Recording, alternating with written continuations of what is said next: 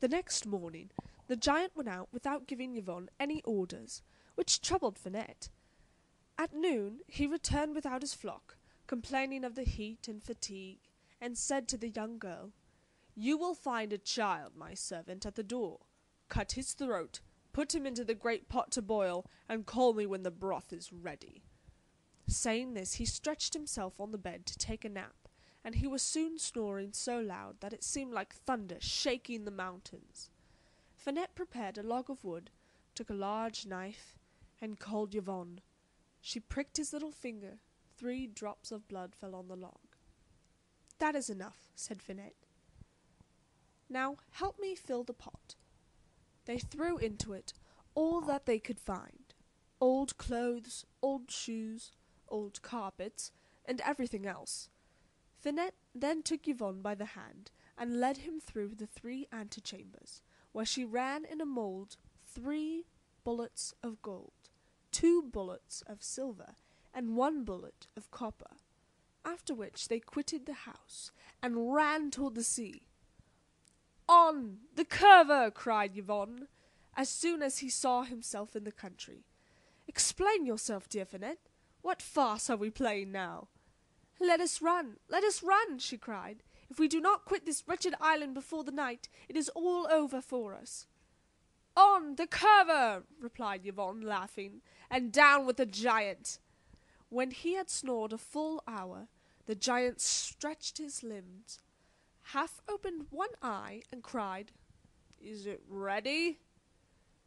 "It is just beginning to boil," answered the first drop of blood on the log. The giant turned over and snored louder than ever for an hour or 2 longer.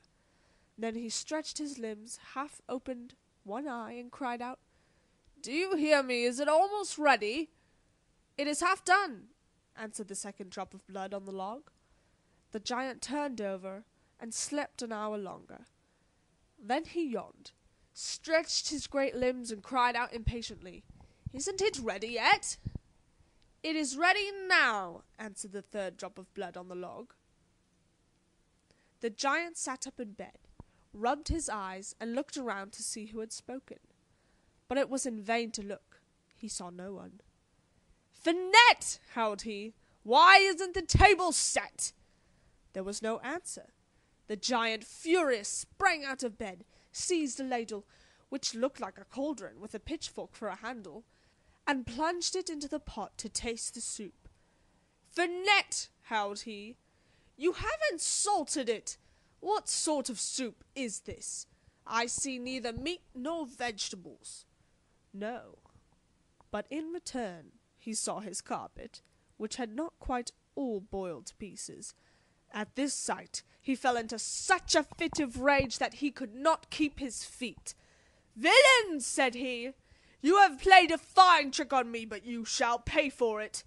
He rushed out with a stick in his hand and strode along at such a rate that in a quarter of an hour he discovered the 2 fugitives still far from the seashore.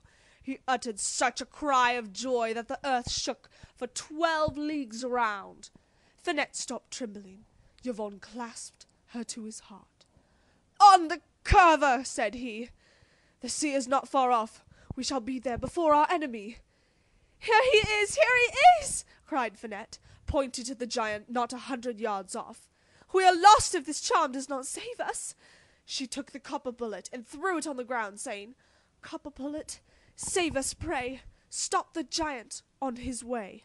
And behold, the earth cracked apart with a terrific noise. An enormous fissure, a bottomless pit, stopped the giant just as he was stretching out his hand to seize his prey. "Let us fly!" cried Finette, grasping the arm of Yvon, who was gazing at the giant with a swaggering air, defying him to come on. The giant ran backward and forward along the abyss like a bear in his cage, seeking a passage everywhere and finding none. Then, with a furious jerk, he tore up an immense oak by the roots and flung it across the gap. The branches of the oak nearly crushed the children as it fell. The giant seated himself astride the huge tree, which bent under his weight and crept slowly along, suspended between heaven and earth, entangled as he was among the branches. When he reached the other side, Yvon and Finette were already on the shore, with the sea rolling before them.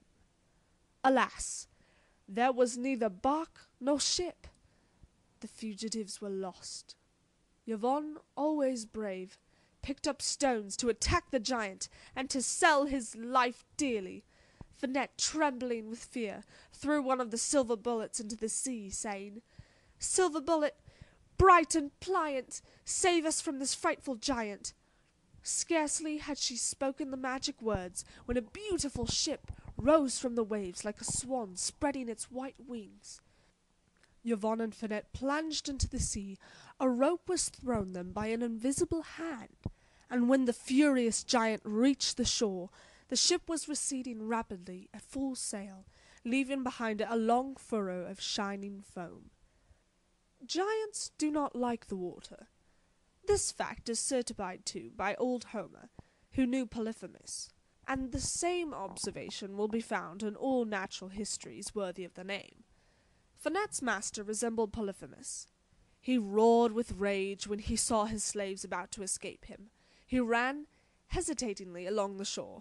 He flung huge masses of rock after the vessel, which happily fell by the side of it, and only made great black holes in the water. And finally, mad with anger, he plunged head foremost into the sea, and began to swim after the ship with frightful speed. At each stroke he advanced 40 feet, blowing like a whale, and like a whale cleaving the waves. By degrees he gained on his enemies.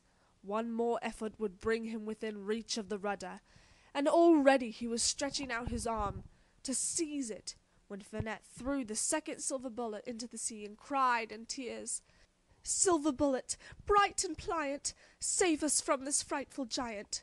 Suddenly, from the midst of foam darted forth a giant swordfish, with a sword at least 20 feet in length.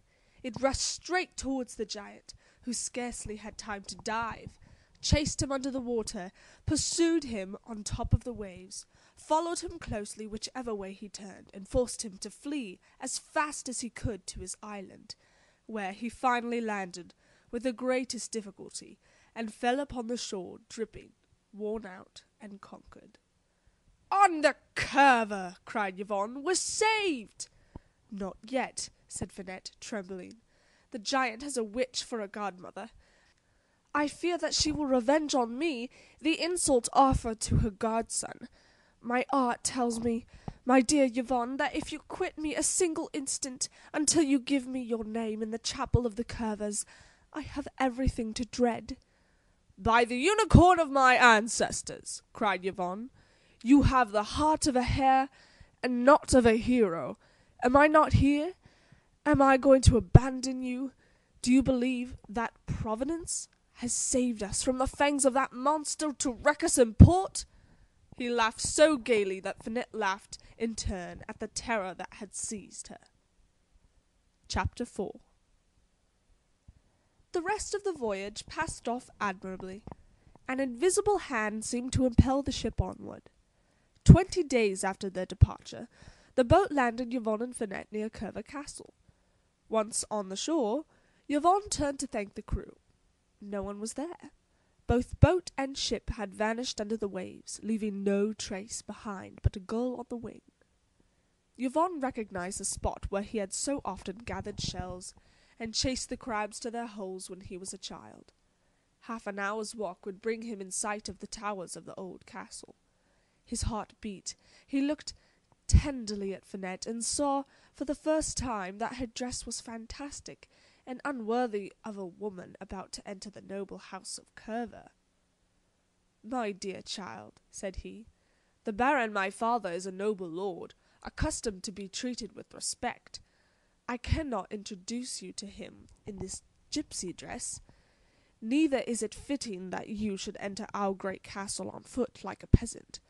Wait for me a few moments, and I will bring you a horse and one of my sister's dresses. I wish you to be received like a lady of high degree. I wish my father himself to meet you on your arrival, and hold it an honour to give you his hand." "Yvon, Yvon!" cried Finette. Do not quit me, I beg you. Once return to your castle, I know that you will forget